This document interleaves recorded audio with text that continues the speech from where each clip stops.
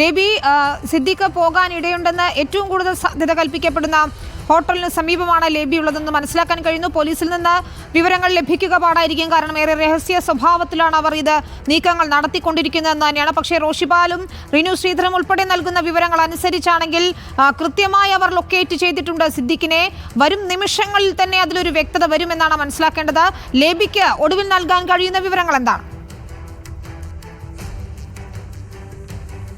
വിനീത, ഈ ഹോട്ടൽ കേന്ദ്രീകരിച്ച് നമ്മളിപ്പോൾ സംശയിക്കുന്നതിന്റെ കാരണം നെടുമ്പാശ്ശേരി വിമാനത്താവളത്തിന് തൊട്ടടുത്തുള്ള ഹോട്ടലാണ്. സിദ്ദിഖ് വന്നാൽ ഇവിടെ താമസിക്കുന്ന സ്ഥലവുമാണ്. ഇതിൽ സിദ്ദിഖുമായി ബന്ധപ്പെട്ട ചില കേന്ദ്രങ്ങളിൽ നിന്നാണ് ഡൽഹിക്ക് പോകാനുള്ള ചില തീരുമാനങ്ങൾ ഉണ്ടായിരുന്നു എന്നുള്ള സൂചന ലഭിക്കുന്നത്. അതേ തുടർന്നാണ് ഈ ഹോട്ടലിൽ ഉണ്ടായേക്കാം എന്നുള്ള ഒരു സംശയം ഈ ഘട്ടത്തിൽ വരുന്നത്. ഇതിലൊരു പ്രധാന കാരണം ഇന്ന് ജാമ്യം കിട്ടിയാലും ഇല്ലെങ്കിലും ലുക്കൌട്ട് നോട്ടീസ് പുറപ്പെടുവിക്കുമെന്നോ ഏറ്റവും പെട്ടെന്ന് അറസ്റ്റിലേക്ക് കാര്യങ്ങൾ പോകുമെന്നോ ഉള്ള സൂചന സിദ്ദിഖിനുണ്ടായിരുന്നില്ല. സിദ്ദിഖിന്റെ അഭിഭാഷകരും അങ്ങനെ കരുതിയിരുന്നില്ല.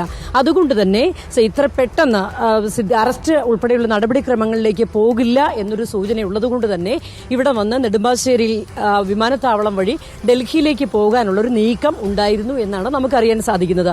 അതുകൊണ്ടാണ് രണ്ട് വീടുകളിലും പടമുകളിലെ കാക്കനാടുള്ള വാഴക്കാല പടമുകളിലെ വീട്ടിലും സിദ്ദിഖില്ല എന്ന് നമ്മൾ രാവിലെ തന്നെ തിരിച്ചറിഞ്ഞിരുന്നു. അതിനുശേഷം ആലുവ കുട്ടമശ്ശേരിയിൽ സിദ്ദിഖിനൊരു വീടുണ്ട്. കഴിഞ്ഞ ദിവസം സിദ്ദിഖ് അവിടെയാണ് ഉണ്ടായിരുന്നത്. അവിടെയും ഇല്ല എന്ന് അയൽക്കാർ പറയുന്നു. വീട് താഴിട്ട് പൂട്ടിയിരിക്കുകയാണ്.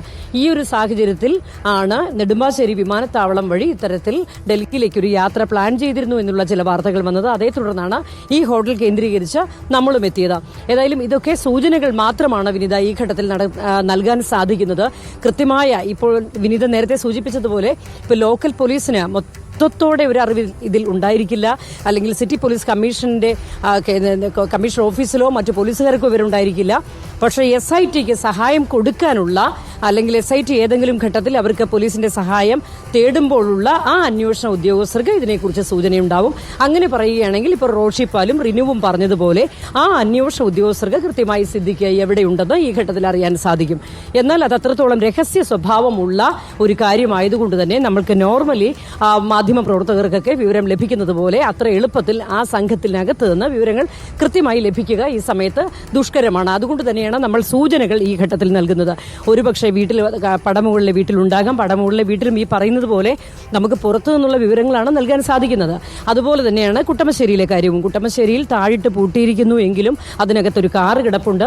അപ്പോൾ അതിനകത്തുണ്ടോ ഇല്ലയോ എന്നൊന്നും പൂർണ്ണമായി നമുക്ക് ഈ ഘട്ടത്തിൽ പറയാൻ സാധിക്കില്ല. എങ്കിലും നമ്മൾ ഉച്ചവരെ അവിടെ നിന്ന് കഴിഞ്ഞപ്പോഴും അനക്കമൊന്നും കാണാത്ത സാഹചര്യത്തിലാണ് അവിടെ ഉണ്ടാകില്ല എന്നൊരു നിഗമനത്തിലേക്ക് എത്തിയത്.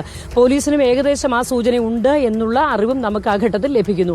അതുകൊണ്ടാണ് മറ്റ് സിദ്ദിഖ് തങ്ങാനിടയുള്ള സ്ഥലങ്ങളൊക്കെ കേന്ദ്രീകരിച്ച് ഉള്ള സംശയങ്ങളൊക്കെ പിന്നീട് വന്നത്. അതേ തുടർന്നാണ് നെടുമ്പാശ്ശേരി വിമാനത്താവളത്തിനോട് ചേർന്ന് സിദ്ദിഖിന് അടുപ്പമുള്ള, അല്ലെങ്കിൽ സിദ്ദിഖ് വന്നാൽ താമസിക്കാറുള്ള ഒരു ഹോട്ടൽ കേന്ദ്രീകരിച്ച് ഇത്തരത്തിലൊരു സൂചന ഈ ഘട്ടത്തിൽ ഉയർന്നു വന്നിരിക്കുന്നത്. വിനീത.